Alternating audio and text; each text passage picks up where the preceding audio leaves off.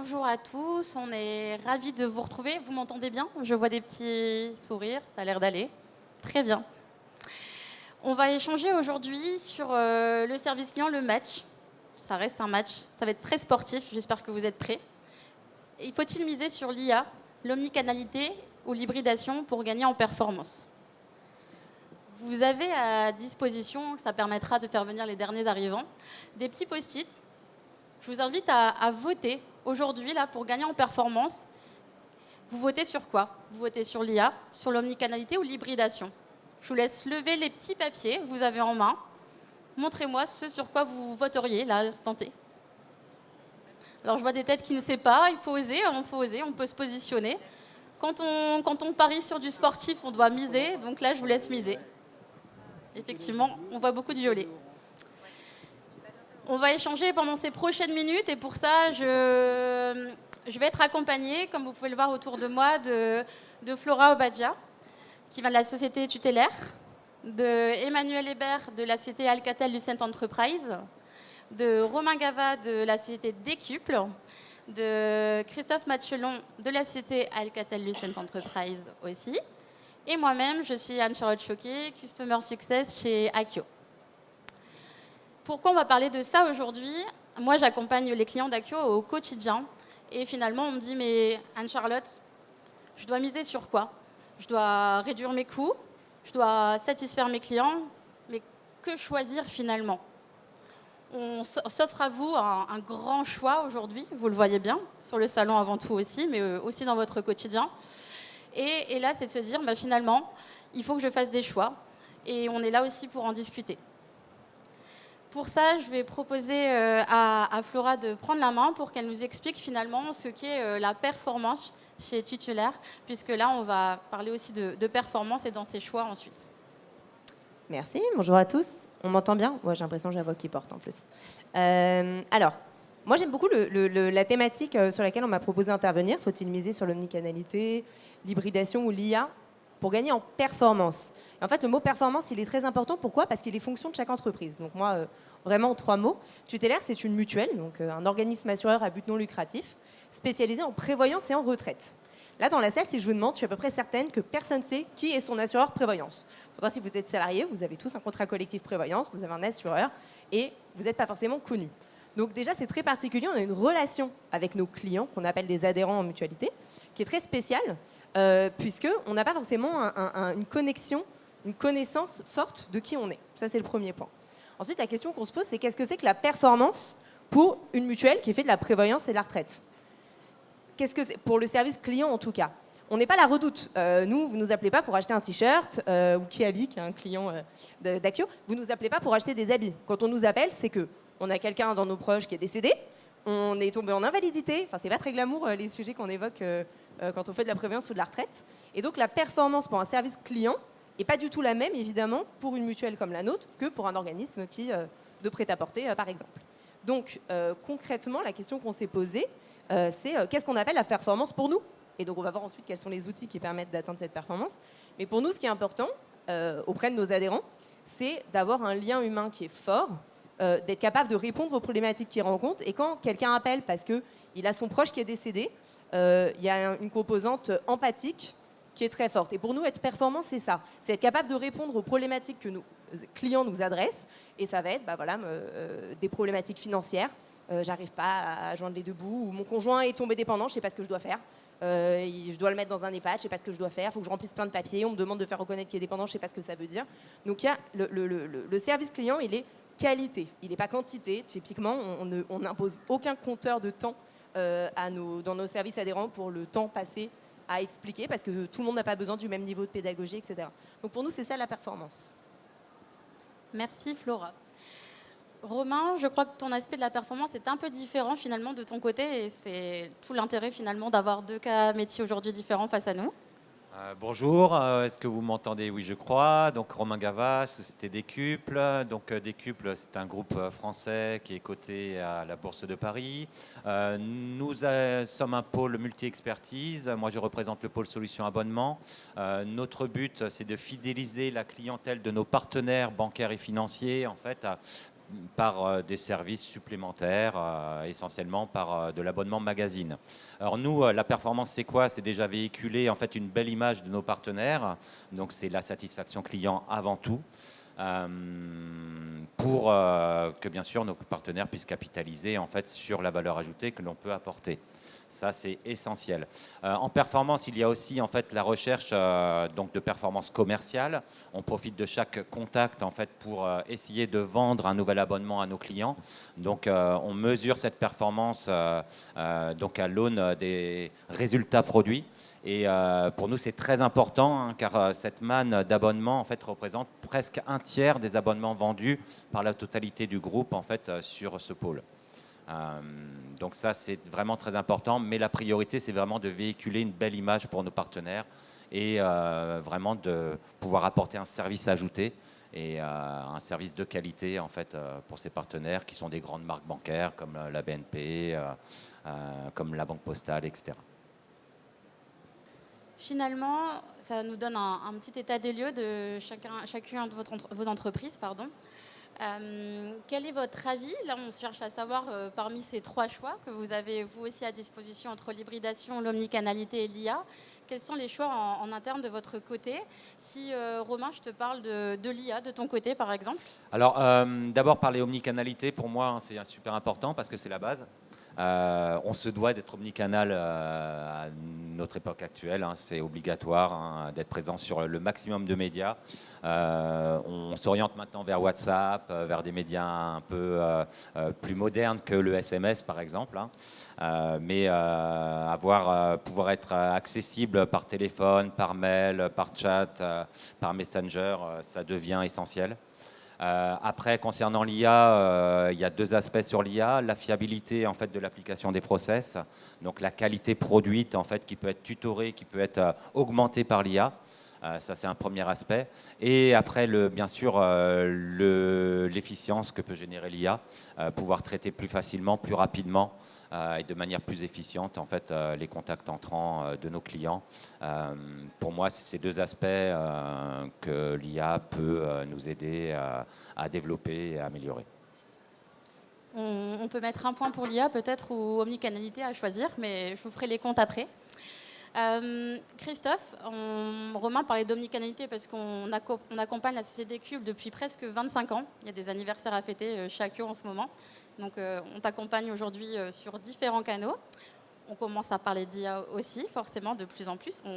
On tente pas mal de choses et on convertit aussi d'autres sujets. Christophe, sur l'omnicanalité, chez Alcatel-Lucent Enterprise, vous avez le produit ALE Connect en partenariat avec Akio. Quelle est cette approche côté client finalement sur l'omnicanalité? Est-ce que toi, tu as des sujets qui sont un peu plus appuyés avec des demandes un peu différentes? Oui et non. L'approche d'Alcatel-Lucent Enterprise en tant que constructeur, en tant qu'éditeur et la solution qu'on a co-construit avec Akio, ça nous permet d'accompagner nos clients. Donc on va avoir des clients qui vont avoir les mêmes problématiques que cela. On va avoir des clients qui vont avoir des problématiques très différentes. On va parler des hôpitaux, on va parler des SAMU, on va parler d'entreprises d'État, des services d'urgence, comme d'entreprises qui vont avoir une vocation commerciale ou des choses comme ça. Donc la notion d'omnicanalité va être propre à chaque métier, va être propre à chaque contexte client. On ne peut pas dire qu'on a une approche sectorielle. On se doit, puisqu'on a des clients qui sont dans tous les secteurs d'activité en France et à l'étranger, on se doit d'être capable de les accompagner dans tous les cas. Avec un point important aussi pour nous, c'est qu'il n'y a pas de canal qui soit privilégié en tant que tel par rapport à un autre. On ne peut pas mettre plus d'importance sur le digital, sur de l'email par exemple, que sur de la voix, parce qu'il y a des contextes dans lesquels la voix sera automatiquement prioritaire quand on va parler par exemple de services d'urgence. Et il y a d'autres contextes dans lesquels on ne peut pas se passer du digital pour y répondre.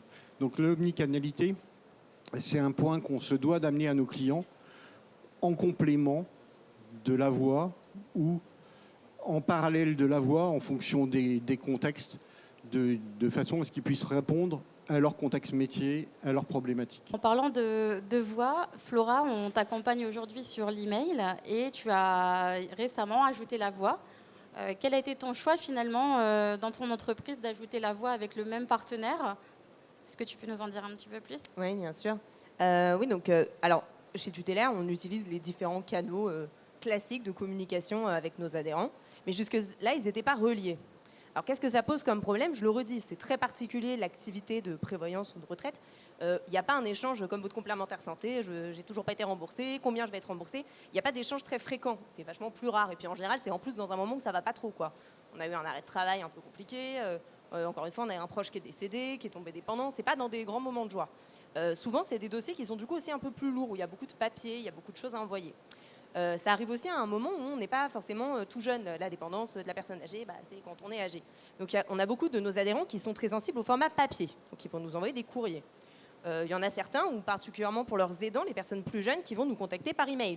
Puis il y en a qui vont nous appeler. Aujourd'hui, on a évidemment accès à tout, évidemment sur le site internet, etc. On a différents moyens de communication, mais ils n'étaient pas reliés entre eux. Qu'est-ce que ça pose comme problème? C'est que quand quelqu'un appelle, déjà, on ne sait pas qui c'est quand il appelle. Allô? Là, aujourd'hui, le fait d'avoir relié les différentes plateformes, qu'est-ce que ça nous permet? Ça nous permet, quand un adhérent nous appelle, si son numéro est enregistré, on va voir tout de suite sa fiche qui va apparaître avec tous les échanges email qu'on a pu avoir avec lui. Et donc, on a tout de suite une meilleure connaissance, une meilleure compréhension de la problématique qu'il rencontre. Et c'est quand même super agréable quand on appelle et qu'on dit « Oui, bonjour, je vous ai envoyé des papiers hier parce que j'ai un problème. » Oui, je les ai sous les yeux. Ça n'a rien à voir avec « Attendez, c'est quoi votre numéro d'adhérent? Ok, je vais le chercher. » On regarde, on récupère le dossier. Ça a vraiment un impact très fort sur la qualité du service rendu. Ça permet aussi de voir s'il y a déjà eu plusieurs allers-retours, s'il y a eu plusieurs appels de la personne, donc si elle a des difficultés de compréhension, si on a peut-être été pas bon en pédagogie, ou si elle rencontre des difficultés pour récupérer un certain nombre de papiers dont elle peut avoir besoin. Et donc le fait que tout soit réuni sous le même accès, ça permet une meilleure connaissance du client et de la relation dans des moments, encore une fois, qui sont particulièrement compliqués et où personne n'a envie de rappeler pour la 10e fois voilà, je vous ai envoyé tel papier, il me manque ça, et la mairie, elle ne veut pas me donner tel papier, mon médecin gériatre, il ne m'a pas donné ça, etc. Donc c'est quand même hyper clé comme moment.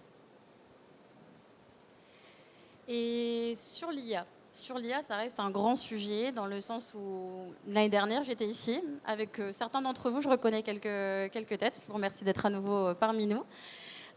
J'étais là pour échanger finalement sur les premiers clients qui avançaient sur l'IA chez Akio, sur un agent assist. Depuis, il s'est passé beaucoup de choses. Aujourd'hui, on a une dimension, je dirais, différente sur l'approche de l'IA. Et pour ça, je vais te solliciter, Emmanuel, parce que finalement, toi, tu as une approche aussi sur la partie innovation chez ALE. On parlait aussi d'éthique. Ça reste un sujet pour nous essentiel, je pense aussi pour beaucoup d'entre vous. Et je voulais avoir ton avis. Pardon. Merci Anne-Charlotte. Bonjour à tous.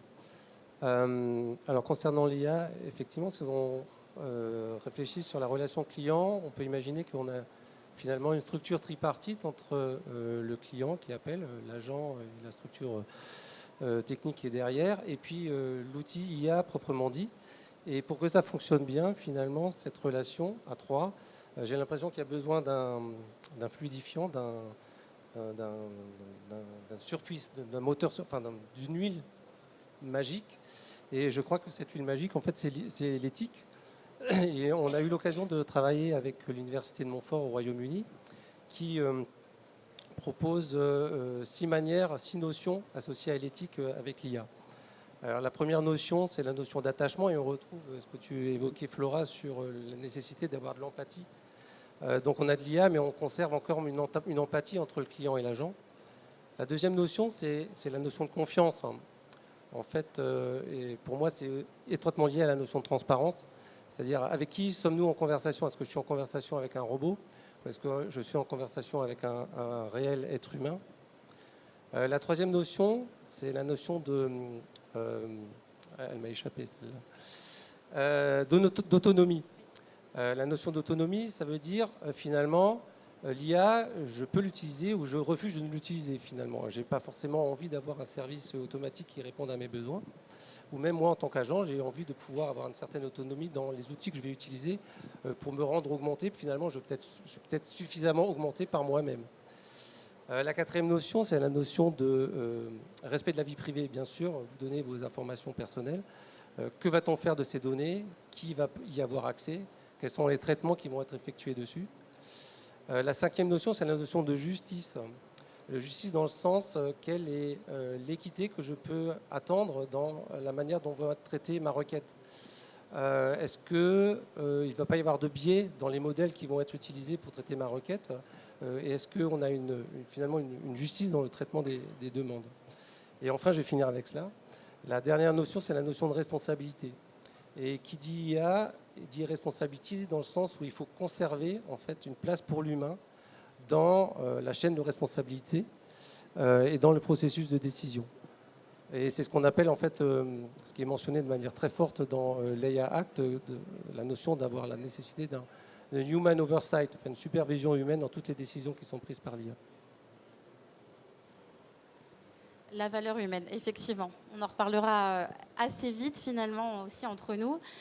Merci Emmanuel. On parle d'IA. Est-ce que, Flora, tu parlais de voix, de mail, est-ce que toi, c'est un sujet qui t'intéresse? Comment tu vois les choses à l'avenir de ton côté là-dessus? Alors, il y a plusieurs composantes. Je ne l'ai pas précisé en introduction, mais Tutelaire est une mutuelle à mission. On est très engagé sur les sujets environnementaux. Et l'IA, aujourd'hui, ça n'a pas une empreinte carbone top. Donc ça, c'est la première chose. Pour info, une recherche sur ChatGPT, c'est l'équivalent de 10 recherches Google. Donc il y a des petites choses comme ça qui ne sont pas encore tout à fait connues, maîtrisées, optimisées. Bon, je pense qu'il y a beaucoup de choses qui peuvent s'améliorer là-dessus, donc ce n'est pas une crainte majeure. Néanmoins, c'est un point qu'on doit prendre en compte. C'est que c'est très coûteux sur notre empreinte carbone d'utiliser l'IA. Deuxième point, c'est que l'IA, elle a quand même, encore aujourd'hui, sur certaines composantes, je parlerai des autres ensuite, certaines limites. Je vais vous donner un exemple vécu, très concret, d'une adhérente qui appelle en larmes, très dur, je viens de perdre mon mari, anéanti. Puis en fait, très vite, elle parle de Rookie. Alors, en plus, on regarde sur la fiche, mais c'est qui Rookie? Je ne l'ai pas dans ma liste de membres de la famille. En fait, Rookie, c'était le chien. Et en fait, la personne, elle nous appelait parce qu'en fait, effectivement, son mari était mort, mais entre-temps, il y avait aussi le chien qui était mort. Et en fait, elle avait besoin d'être consolée, davantage visiblement pour la perte de son chien que de son époux. Et donc, ça, je suis pas sûre qu'une IA, elle soit capable de comprendre qu'il va falloir apporter du soutien à la personne sur quelque chose qui peut nous paraître secondaire, mais qui en tout cas, elle, l'affectait visiblement énormément. Donc il y a des petites subtilités un peu comme ça qui sont particulières dans la relation humaine, dans l'empathie. Je ne suis pas sûre que l'IA soit capable de capter. C'est pareil sur les CSV. Tapez 1 si vous avez un conjoint décédé, tapez 2 s'il est dépendant. Enfin, c'est un peu bof quoi, au niveau de la relation humaine. On va peut-être pas se chauffer sur des trucs comme ça. Par contre, l'IA dans l'optimisation des process, l'IA pour gagner du temps, pour faire gagner du temps, ça, c'est hyper utile, hyper efficace. Qu'il aille rapidement chercher une information pour accompagner le gestionnaire dans sa réponse à la personne, que ça ait donné des référentiels, des exemples, des cas, des documents, des solutions alternatives quand la personne n'arrive pas, encore une fois, à récupérer typiquement un document. Ça, c'est hyper pratique. On a choisi chez Tutelaire de mettre en place aussi un accompagnement aux démarches administratives et une garantie de protection juridique. Et c'est pareil, c'est des outils qui sont formidables quand on utilise l'IA pour aller capter de l'information sur ces sujets-là pour savoir qu'est-ce qu'on doit faire, quelles sont les démarches qu'on doit faire et pour accompagner l'agent. En fait, c'est des outils. Enfin, pour moi, c'est vraiment un outil d'aide à l'humain. Mais là, je bifurque sur un autre sujet. Ça reste lié. Comme on le disait, comme tu le disais Emmanuel, l'humain est au cœur de tout, est au cœur de notre quotidien, de nos équipes. On est entre nous, entre humains. On n'a pas encore de robots avec nous. On verra l'année prochaine, qui sait, peut-être. Tu parles de cas process, effectivement, dans le cas de l'IA, de gagner du temps. Romain, je crois que toi, tu y es un petit peu. En tout cas, c'est pas mal avancé chez Decube sur les sujets de l'IA. Alors, nous, c'est ce que j'indiquais tout à l'heure. Nous, la performance, c'est la satisfaction client que l'on va générer et l'efficience en fait, que l'on peut gagner grâce à l'IA. L'IA, en termes donc de satisfaction client, ce qu'elle peut apporter, c'est une meilleure accessibilité, une meilleure joignabilité, par exemple avec des services 24/24, 7/7. Ça peut être intéressant. Ça peut aussi apporter en fait la notion de conseiller augmenté. Donc l'analyse en fait de l'échange avec le client qui peut être reportée en fait par une IA et permettre à l'agent en fait de se focaliser principalement en fait sur l'échange avec son client, sur l'interaction avec son client, ce qui a le plus de valeur. bien sûr, pour la relation client. Et après, l'IA, elle peut apporter des gains d'efficience, bien sûr, en fait, en apportant en fait une résolution pardon, plus rapide de la problématique portée par le client, mais également en fait en permettant au chargé de clientèle, à l'agent, de trouver plus facilement l'information et d'aller plus vite dans son traitement. Et donc ça, on peut générer pas mal d'efficience là-dessus. Après, on a des projets en cours en fait d'automatisation. Grâce à l'IA, par exemple l'automatisation de traitement de certaines typologies de mails. On va bientôt lancer un POC avec Accio dans les prochains jours. En espérant que ça marche et qu'on arrive à trouver en fait, comment dirais-je, l'efficience nécessaire pour couvrir les coûts, tout simplement. Mais du coup, voilà, l'IA, elle ouvre pas mal de portes. Elle va permettre, on pense, une certaine disruption du marché, hein, surtout de la tech. On le voit, hein, vous le voyez dans tous les stands là que vous pouvez croiser à All for Customer. On parle beaucoup d'IA et ça va très vite. Et c'est ça qui est impressionnant, c'est que l'idée que l'on peut se faire de l'IA aujourd'hui sera peut-être obsolète dans 3 mois. Et donc, il faut vraiment avoir une veille forte sur cette technologie parce que ça bouge vite. Et ça peut aussi ouvrir d'autres manières de faire, d'autres manières de concevoir en fait la relation client. Et c'est ça qui est le plus intéressant dans notre époque actuelle, quelque part. Voilà. C'est vrai, ça évolue finalement tellement vite que les clients que j'accompagne il y a 3 mois ont d'autres besoins, d'autres idées en tout cas autour de l'IA en me disant Anne-Charlotte, j'utilise ton Agenta 6 finalement pour aider mes agents, mais finalement ton Agenta 6 il ne pourrait pas m'aider à faire des devis parce que finalement mon flux, le flux sur ce sujet est beaucoup plus important que ce que j'imaginais et je vais gagner du temps si finalement ton Agenta 6 me fournit un devis tout fait. Alors qu'il y a 3 mois on se disait il sait seulement m'aider à corriger mes fautes d'orthographe ou quoi que ce soit. Aujourd'hui, on va plus loin. Effectivement, en tant qu'éditeur de solutions, on doit effectivement suivre ce marché, on doit suivre les actualités et faire avec aussi. L'avantage d'avoir des solutions qui évoluent régulièrement et rapidement aussi, de façon à suivre finalement ces sujets et aussi d'être auprès de vous au quotidien pour finalement se rendre compte de vos besoins. Avant tout, et il y a un sujet fort aussi que j'avais oublié d'aborder, c'est le respect des process. On sait qu'en relation client, en fait, on travaille avec de l'humain. Des fois, il est parfois difficile en fait, de faire appliquer les process à 100% sur notre relation client. Et on se dit que l'IA va nous aider aussi à garantir l'application du process convenu avec les équipes.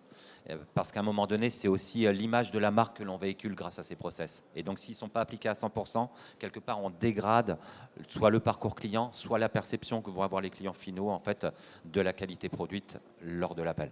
Donc ça, c'est aussi super important, la bonne application du process convenu. C'est important et c'est l'une des craintes aussi, tu vois. C'est vraiment ça. On m'a dit, Anne-Charlotte, je vais confier mes données à OpenAI, à Azure. Ok, non en fait, parce qu'aujourd'hui, on arrive à anonymiser les informations chez Accio, comme le font d'autres partenaires aussi. On arrive à contrôler finalement la donnée et c'est nécessaire aussi pour avancer correctement. On va passer au sujet d'hybridation parce que finalement, vous étiez beaucoup, je crois, à voter violet, mais on aura des petites choses peut-être à vous redire là-dessus d'ici la fin de l'échange. Comment tu définis l'hybridation de ton côté, Christophe? Parce que finalement, quand on en a discuté, vous imaginez, on s'est quand même appelé un petit peu avant cet échange aujourd'hui, on avait tous des notions d'hybridation différentes. C'est le grand mot du salon. Hein. Je pense que vous en avez entendu beaucoup parler ce matin et vous allez encore en entendre beaucoup parler dans les prochains jours, mois et plus tard encore. Mais finalement, j'ai l'impression qu'on a des perceptions différentes. Je vous propose la nôtre, de notre côté. Effectivement, la manière d'aborder l'hybridation est différente, à la fois quand on se place d'un côté d'une entreprise et dans les différents métiers, on va l'aborder de manière particulière. Et puis quand on va se placer aussi d'un côté éditeur ou d'un côté constructeur. À Alcatel, historiquement, on est un constructeur de PABX, de matériel de téléphonie, un peu le dring-dring tut-tut à papa, mais pas que. Et on a évolué vers tout ce qui est la communication d'une manière générale et pas uniquement la téléphonie. Donc, la première manière d'interpréter l'hybridation, pour nous, ça va être comment est-ce qu'on va avoir la capacité de faire évoluer nos systèmes existants en leur amenant des solutions nouvelles, comme de l'omnicanalité, comme de l'intelligence artificielle, et en ramenant de la valeur ajoutée justement sur des solutions existantes. Pourquoi ? Parce que l'hybridation, c'est ce qui va permettre de faire des évolutions en douceur. On sait que tout ce qui est rupture technologique, ça induit automatiquement des pertes d'efficacité à un moment donné, des pertes de confiance dans l'outil de travail ou dans vos clients quand on se retrouve dans une relation client en tant que telle. Donc le fait de faire de l'hybridation, ça va permettre de faire des évolutions en douceur et de préserver effectivement à la fois les investissements, mais aussi le capital humain qu'on a derrière, les agents qui vont fonctionner, qui seront capables d'absorber une nouvelle solution et de nouveaux moyens plus en douceur. Ça, c'est le point de vue un peu éditeur-constructeur. D'une manière plus générale, l'hybridation, c'est quoi ? C'est de se dire qu'on a un capital au départ, que ce soit technique, comme je l'ai vu sur un plan constructeur, que ce soit humain, quand on parle des agents qui travaillent dans le centre de contact, que ce soit des moyens de communication, quand on va parler de la voix ou de l'email ou des réseaux sociaux. Et l'hybridation, ça va être la capacité de ramener sur chacun de ces domaines de la valeur ajoutée supplémentaire. Donc l'hybridation, ça va être adjoindre de l'intelligence artificielle à de l'intelligence humaine. Avec, dans certains cas, potentiellement, une intelligence artificielle qui va pallier ou qui va remplacer une partie d'un humain pour faire certaines tâches. Vous avez bien entendu, entre ce que fait une mutuelle et ce que fait Décuple, qu'il y a une différence d'approche qui est complètement différente, oui, c'est le cas de le dire, et qu'on n'a pas du tout la même manière d'aborder la relation client. Quand je vais parler d'un hôpital ou d'un SAMU, on va avoir encore quelque chose qui va être différent, avec une manière donc d'apporter quelque chose au travers de l'IA, au travers de l'hybridation, qui va être encore différente. Je dis tout le temps différent aujourd'hui, ça me va bien.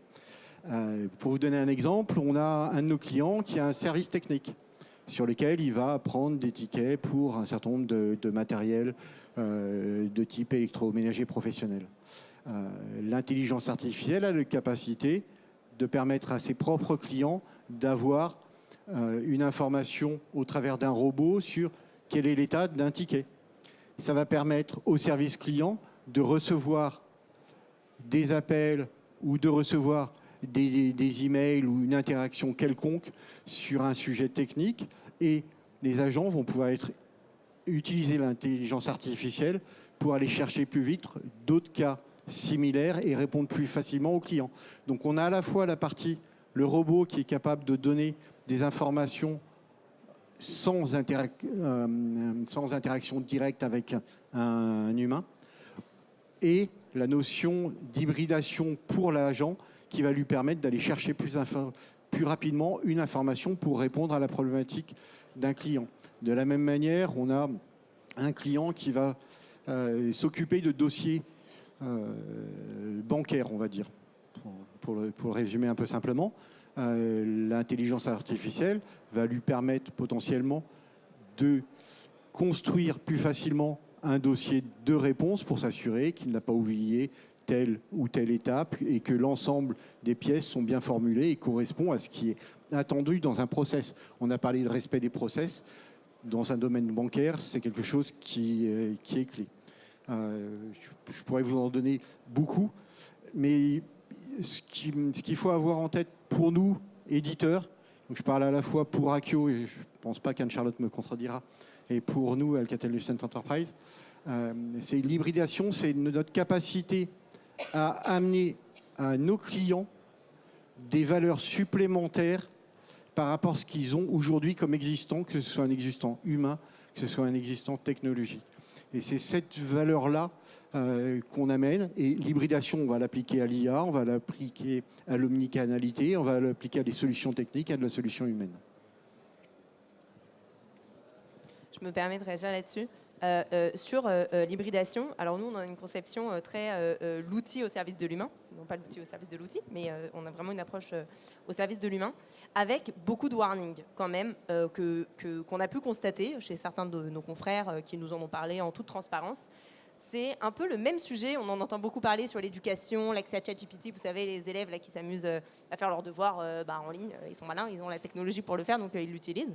C'est un peu le même sujet. Le risque, entre guillemets, avec ces solutions et ces outils, c'est qu'au final, l'agent, il n'a plus besoin d'avoir beaucoup de connaissances et de compétences puisqu'il va se reposer sur des outils et il risque de perdre en compétences. Alors ça se voit beaucoup dans un domaine en particulier, c'est le droit, où aujourd'hui, les juristes utilisent beaucoup des outils comme ça d'aide. En fait, c'est très simple, hein. Ils tapent la problématique, ils disent dans quel domaine de droit ça s'adresse, puis on leur sort toutes les jurisprudences sur les sujets, etc. Le problème, c'est que du coup, le juriste, il a plus ce réflexe d'aller chercher même dans d'autres domaines de droit qui vont lui permettre de construire un argumentaire peut-être plus complet. De toute façon, c'est d'une manière générale, le concept d'assistance peut conduire à perdre en fait en autonomie, en capacité d'analyse et de réflexion, et ça peut du coup dégrader la compétence de l'humain. Donc je pense qu'il faut faire que l'hybridation est un excellent outil. C'est un peu dommage de continuer à vivre au Moyen-Âge, hein. Autant utiliser les outils à notre disposition pour travailler de façon performante, puisque c'est bien le sujet sous-jacent, c'est la performance. Par contre, il faut faire attention, à mon avis, à ne pas dégrader la qualité humaine en fait, qui est en dessous. C'est vraiment une approche aussi qui est auprès des clients aujourd'hui. C'est quand on me dit Anne-Charlotte, je veux bien mettre agent assist, mais t'imagines, mes agents, ils n'ont plus qu'à cliquer sur un bouton, la réponse est faite, ils envoient, c'est fait. Mais en fait, non. Parce que les agents restent superviseurs de leurs réponses. Les agents sont là parfois pour personnaliser, pour apporter cette plus-value. Il y a effectivement ce juste milieu entre tout ça. Et ça reste finalement dans chacun de vos 4 discours, le sujet, c'est l'humain à travers tout ça, à travers l'omnicanalité, l'IA ou l'hybridation. L'humain est toujours là, c'est vos équipes, c'est vos clients derrière tout ça. Et c'est vraiment ce que tu parlais d'huile et de liant finalement à ces sujets, ça reste ça aussi avant tout. Et bien on se rend compte que les problématiques sont différentes pour chacun. Parce que je pense à Romain, avec le sujet de l'IA, justement, de l'automatisation du sujet de certaines typologies d'emails. Je suppose que tes agents étaient contents de se dire bon, ben, j'ai plus à faire cette procédure-là parce que finalement, ce n'était pas une procédure à valeur ajoutée que de traiter ce type de demande. Complètement. Moi, mes équipes, elles étaient contentes de ne plus traiter ces sujets. Enfin, elles vont être contentes de ne plus traiter ces sujets qui finalement ont peu de valeur ajoutée à leurs yeux. Elles vont pouvoir se consacrer à des tâches avec plus de valeur ajoutée. Mais moi, ce que je voulais juste dire, c'est que l'outil doit rester à la main de l'humain et doit rester une technologie qui permet de soulager en fait les agents, les chargés de clientèle au quotidien sur les tâches difficiles ou récurrentes. L'IA, quelque part, où la modernisation des outils par l'hybridation, etc., ne doit pas se substituer en fait à un humain qui sera en échange en fait avec un client. Pourquoi ? Parce que les clients sont pas prêts à ça. Les clients sont pas prêts à discuter avec des machines. Je ne sais pas si vous avez déjà fait l'exercice d'échanger avec une IA. En fait, quelque part, au raccroché, même si l'IA a répondu favorablement à la demande et a tout traité à 100% correctement la demande, au raccroché, on se demande qui on a eu en ligne, si tout a bien été compris, in fine, et si tout a bien été traité. Il y a vraiment une interrogation forte du client, mais j'étais en ligne avec une machine ou avec un humain ? Et quelque part, rien que cette question, elle dégrade la perception qualitative de la relation. Et donc, en tout cas, aujourd'hui, une relation humaine, elle fera le job à 100%, alors qu'une IA ou un outil modernisé avec de l'IA et qui prendrait la main dans la relation ne serait pas forcément, en fait, ne générerait pas forcément la même satcli. Donc ça, il faut faire très attention à ça, hein, pour le moment en tout cas. Et du coup, d'après vous, c'est quoi l'IA de demain ? C'est quoi l'hybridation de demain ou l'omnicanalité aussi ? Finalement, je sais que chez Acquio, on avance autant sur les 3 sujets qui s'ajoutent finalement dans l'hybridation. Emmanuel, sur la partie IA, d'après toi, dans ce que tu as pu étudier et voir, c'est quoi les attentes de demain finalement des clients ? Alors, je ne sais pas si je vais pouvoir me substituer à la parole des clients. Moi, ce que j'ai entendu dans vos discours, c'est cette recherche d'équilibre, en fait. Moi, mon sentiment profond, ma croyance, en fait, c'est qu'aujourd'hui, on a besoin peut-être de se référer ou s'appuyer sur des valeurs fortes, comme l'éthique, par exemple. C'est quelque chose qui est important pour moi, mais également la régulation. le projet européen de régulation de l'IA sur les Act est quand même quelque chose de très ambitieux et qui va peut-être un peu à l'encontre de ce qui peut se faire dans d'autres parties du monde. Mais je pense que c'est important. Et on dit toujours il faut libérer, en fait, il faut déréguler pour pouvoir ouvrir à l'innovation. Et moi, je crois le contraire. En fait, les contraintes qu'on se porte lui-même pour le bien-être de l'atteinte de cet équilibre, en fait, ces contraintes, elles sont des moteurs d'innovation parce qu'on va vouloir chercher autre chose qui va se situer au-delà du désert ouvert devant soi, où tout est possible. Mais finalement, est-ce que c'est bien bénéfique ce qu'on va obtenir dans ce désert, contrairement à avoir un cadre bien clair? Voilà, c'était ma croyance. Merci, merci. Moi, je crois à l'humain augmenté. Oui. Pour moi, en fait, ma vision moyen-long terme, c'est de se dire mes agents, mes chargés de clientèle interagissent avec les clients. Au fur et à mesure de l'échange avec le client, alors là, je parle pour la voix, bien sûr, l'IA analyse les demandes clients, les répertorie, les classifie, peut aussi en fait récupérer en fait les non-dits clients, parce que quelque part dans l'intentionnalité, bien sûr, on peut repérer certains non-dits. Tout ça est écrit sur un board pour l'agent. Fin de l'échange agent-client, l'agent n'a plus qu'à checker ce qui a été repéré par l'IA, à le valider ou à corriger si jamais il estime qu'il y a une erreur, appuyer sur un bouton. Tous les traitements se font dans le CRM sans intervention humaine. Comme ça, l'agent ne se concentre que sur le client. Parce qu'on sait très bien que dans les équipes en relation client, la manipulation des outils, c'est une charge.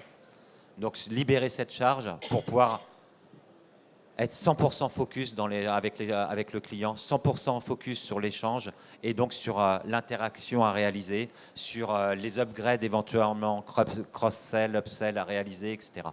Et pour moi, c'est vraiment ça la cible à moyen long terme. Moi, je suis plus partagée. Déjà parce que ça va dépendre de ce qu'on appelle moyen long terme. Je pense que les consommateurs de demain, c'est clairement pas les consommateurs d'aujourd'hui. Que moi, mes enfants, quand ils vont consommer demain, ce sera pas du tout comme aujourd'hui. Je rappelle qu'aujourd'hui, on veut faire une commande Amazon, on est livré le lendemain. Enfin, c'est un truc quand même. Quand on en parle avec nos aînés, ça leur paraît délirant, quoi. On a une approche d'immédiateté, de réponse instantanée qui est voulue, qui est souhaitée. Alors dans certains cas, c'est très utile, dans d'autres, ça l'est moins. Parfois, on n'a pas besoin d'avoir tout de suite la réponse à sa demande. Alors ensuite, c'est une pratique de société. C'est que maintenant, on veut de l'immédiateté, on veut une réponse immédiate. Et c'est visiblement comme ça que les choses ont tendance à avancer. Donc c'est pour ça que je suis plus partagée sur ma réponse, parce que, à la différence de Romain, je ne suis pas convaincue que demain, encore une fois, on pourrait qualifier ce que veut dire demain, mais les personnes ne seront pas, eux, complètement satisfaits d'avoir un robot en ligne. Si ça se trouve, ils n'en auront rien à faire de parler à quelqu'un. Aujourd'hui, je pense que les personnes y sont encore sensibles. Je pense que ça dépend aussi de la nature des clients qu'on a. Tout le monde n'est pas sensible aux mêmes choses. Il y en a certains qui vont être sensibles à un humain, d'autres qui n'en ont rien à faire. Il y en a qui, quand ils font leurs courses, ils aiment bien passer à la caisse automatique pour avoir à parler à personne. Il y en a qui adorent passer en caisse et parler à la caissière et lui demander comment elle va. Donc je pense qu'il y a aussi une composante très, très perso de cette relation-là. Et puis, Romain le disait aussi, ça avance très très vite. Donc, je ne me permettrai pas de faire l'exercice de dire ce que ce sera demain. Par contre, je te rejoins tout à fait sur le sujet de l'éthique. Bon, nous, on traite des données en plus de santé ou des données financières, donc des sujets qui sont hautement sensibles et sur lesquels il faut absolument préserver la confidentialité de la donnée et l'utilisation qu'on en fait. Et donc, je pense qu'il y a encore... je trouve l'exercice, la question est hyper dure. Exercice que tu nous confies très bien aussi et que vous nous confiez en tout cas tous les deux très bien. C'est notre cheval de bataille. Je voulais rajouter un mot dans le sens que les sujets dont on a parlé, l'IA, l'hybridation, l'omnicanalité, ça reste des outils. C'est un mot qu'on a employé un certain nombre de fois. Peut-être pas suffisamment encore. Ce sont des outils qu'on va mettre à disposition de nos clients. Et qui vont les utiliser de manière différente en fonction de leur contexte, en fonction de leurs besoins, en fonction de leur sujet. Et un outil, si c'est mal utilisé, ça ne marche pas. Si je prends un marteau et que je me tape sur les doigts, ça ne va pas enfoncer le clou et ça va me faire mal. Donc si les outils sont mal utilisés, ça nous fera mal. Que ce soit sur une question d'éthique, que ce soit sur une question d'image vis-à-vis de nos clients. Aujourd'hui, sur des personnes de l'âge de mes parents, par exemple, je ne vais pas les mettre en relation avec un robot. Ils ne comprendraient pas. Et ils se diraient, c'est quoi que j'ai eu en face? Et ça dégraderait complètement la perception qu'ils auraient de l'entreprise qu'ils auraient cherché à joindre. Par contre, ma fille, qui va avoir 15 ans, elle parlait avec un robot ou chatter sur n'importe quoi, elle s'en contrefout. C'est le cadet de ses soucis. Donc il y a vraiment une notion à la fois de génération, de contexte, qui fait que, de la même manière, quand vous avez un accident de voiture, si vous avez besoin d'appeler votre assureur ou un dépanneur, ma phrase veut dire ce qu'elle veut dire. Vous avez besoin d'appeler. Donc vous avez utilisé un téléphone et vous n'avez pas envie d'avoir un robot au bout du fil qui vous dise je ne sais pas quoi. Vous avez envie d'avoir un humain qui va vous dire je vous envoie un dépanneur ou je vous envoie des secours ou quelque chose comme ça. Donc il y a un moment où ces outils, c'est à nous de les mettre à votre disposition. C'est notre métier de construire ces solutions sur de l'IA, sur de l'hybridation, sur de l'omnicanalité. Et c'est à vous de savoir, dans votre contexte, qu'est-ce que vous voulez amener à vos clients, qu'est-ce que vous voulez amener à vos agents, parce que la relation client, c'est vraiment entre vos personnes en interne et vos propres clients. Qu'est-ce que vous voulez leur amener et qu'est-ce que vous avez aussi comme contrainte, entre guillemets, de type éthique, de type process, de type financière. Je ne sais pas si vous avez d'autres choses à rajouter. Un petit sujet sur la maîtrise des outils, parce que je rejoins Oui. tout à fait que c'est vraiment un sujet de maîtrise de l'outil, avec des couacs quand même, qui a eu des expériences ratées. Pour donner un exemple, j'adore les exemples, vous avez noté. Un exemple très concret d'un assureur bien connu à 3 lettres que je ne citerai pas, qui a choisi de faire une expérience de tarification de produits en utilisant les données Facebook. D'accord, donc Facebook, et en fait c'est un modèle d'apprentissage qui a été construit pour apprendre des données de Facebook pour la tarification d'un produit d'assurance auto. D'accord. Donc on a demandé à la machine d'apprendre les données qu'il pouvait y avoir sur Facebook pour essayer de trouver des éléments, des variables discriminantes et construire des tarifs adaptés en fonction des personnes. Et en fait, ce qui s'est passé, c'est que l'outil a utilisé les photos des personnes, et plus particulièrement la couleur de peau des personnes sur les photos, sauf qu'en France, c'est évidemment tout à fait illégal de tarifer un produit d'assurance en fonction de sa couleur de peau. Et donc, en fait, c'est pour ça que je dis qu'il faut faire très attention quand même à l'utilisation qu'on peut faire de ces outils, parce que derrière, il peut y avoir des choses, qui, indépendamment de l'éthique, là, c'est même pas légal, mais qui peuvent se faire un petit peu sans qu'on les maîtrise. Donc, la maîtrise des outils, la réponse à un besoin, pas les outils pour rien. Un outil pour avoir un outil, ça s'appelle un gadget. Il faut que ça réponde à un besoin, et les besoins, et on l'a bien vu avec les exemples qu'on a pu présenter, sont très différents en fonction des différentes structures. Derrière la maîtrise, je rajouterai le contrôle. Moi, ça va avec. Les deux vont ensemble. Il y a un point qu'on a, entre guillemets, oublié, sur lequel...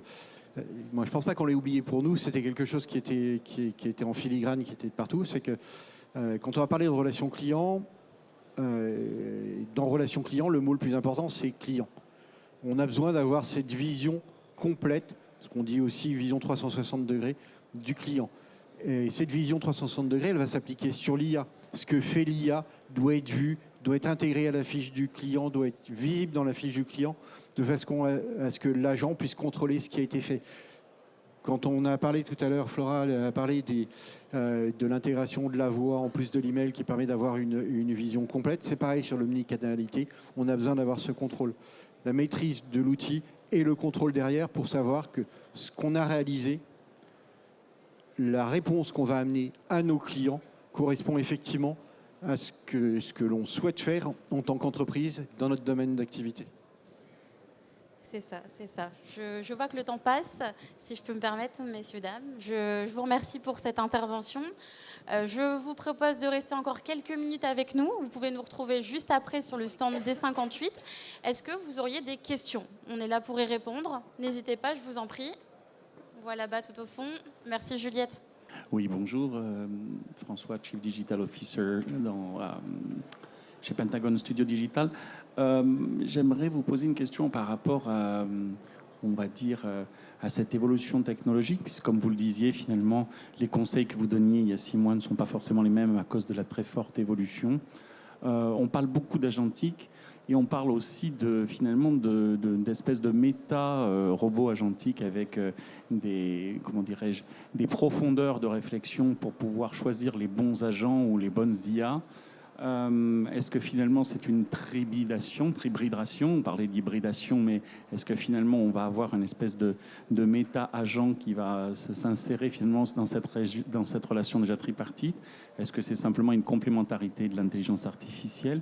Et pour vous, comment vous allez intégrer finalement ces nouveautés technologiques différenciantes et en rupture? Je vais laisser Christophe répondre si je peux Oui, pas. la question est vaste. Ce qu'on a bien précisé effectivement tous, c'est qu'effectivement tout ce qui est évolution de l'intelligence artificielle, on sait ce qui a été fait hier, on ne sait pas exactement ce qui va être fait demain. On parle effectivement de méta-agents, on parle d'un certain nombre de solutions. Comme ça, nous, notre rôle, c'est d'être à l'écoute de ce qu'il y a comme évolution pour pouvoir vous les amener.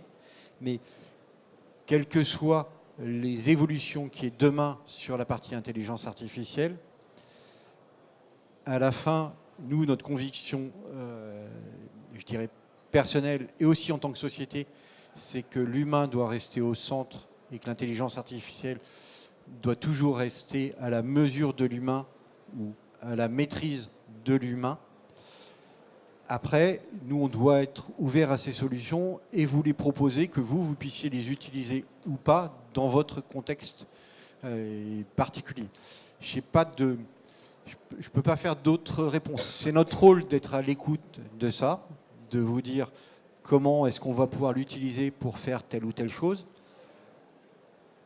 On va vous donner les moyens de garder la maîtrise et le contrôle de ces outils. C'est ce qu'on fait aujourd'hui et c'est ce qu'on fera demain pour que vous puissiez dire je mets un robot, un méta-agent en frontal de mon centre de contact pour traiter un certain nombre de choses, mais je contrôle ce qui a été traité par le robot. Il ne faut pas oublier qu'aujourd'hui, si vous regardez un peu tout ce qui existe en termes d'hallucination sur l'intelligence artificielle, il y en a encore énormément. On est loin d'avoir une intelligence artificielle qui soit capable d'avoir un résultat parfait ou optimal. Typiquement dans le droit, je ne sais plus qui disait lors d'une interview qu'il y avait un avocat qui avait fait une réponse sur un procès en citant un certain nombre de jurisprudences. Et dans ces jurisprudences, il y en avait une qui était complètement inventée par l'IA. Le bon exemple du droit, effectivement. Ça fait désordre, surtout devant un tribunal, d'inventer une jurisprudence. Donc c'est ça, il faut que nous, on soit à cette écoute-là et qu'on vous offre le moyen d'utiliser ces outils-là. Après, c'est vous qui maîtrisez votre relation client, parce que vous soyez un hôpital, une mutuelle, un garage automobile ou un hôtel, vous n'avez pas les mêmes besoins derrière dans votre relation client. Donc vous n'utiliserez pas les outils de la même manière, vous ne les contrôlerez pas, vous ne les maîtriserez pas de la même manière. Est-ce que je peux, pour les derniers restants, je peux vous inviter à revoter, savoir si finalement ce qu'on vous a dit a fait changer d'avis certains ou pas. Je serais intéressée en tout cas si vous n'avez pas perdu vos post-it ou s'ils ne se trouvent pas je ne sais où. Je vous invite à lever la main avec le post-it qui vous intéresse sur qu'est-ce que vous utiliserez aujourd'hui pour performer auprès de vos équipes.